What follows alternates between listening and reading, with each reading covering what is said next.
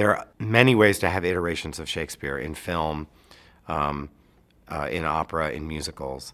I think opera is one of the best, and especially for certain of the plays, like Othello, like Romeo and Juliet. They just are so heightened, and you can really, really go for the scale of his expression, of Shakespeare's expression in the music. It's traditionally an early Renaissance setting in Verona, Italy. Very tall, imposing Italian structure with a composite of walls and windows, high walls and windows, so you get a sense of crowds. It's a mixture of being like in an Italian piazza so that you can feel the social nature of the story and the quality of a balcony. It's one of those shows where you have different versions of what that's going to be. They do need to come down and sing next to each other, but a balcony is fairly required.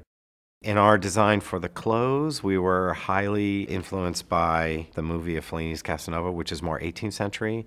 I wanted the party in the beginning to feel more decadent and a little bit more layered in that way, so that the clothing is pretty extreme in terms of decadence and richness and wealth. Diana Damrau is probably the single most talented person I've ever worked with. She is physically so gifted, she sings better than anyone else, her acting is extraordinary, her intelligence is at the highest level. It was very exciting, the idea of being able to do Juliet with her.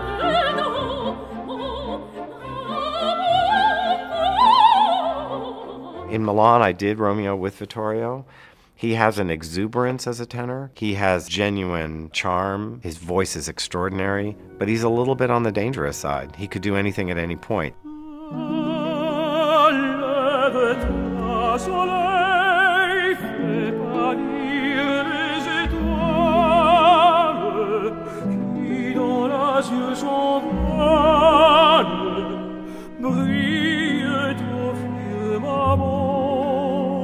And when you have the kind of passions and exuberance that goes into this couple who can't seem to stay away from each other, you need this sense of danger, this sense of taking risks that the culture is not really prepared for, that they would do anything. And that becomes a kind of revolutionary gesture in the piece. And those are two singers that are capable of revolutionary gestures.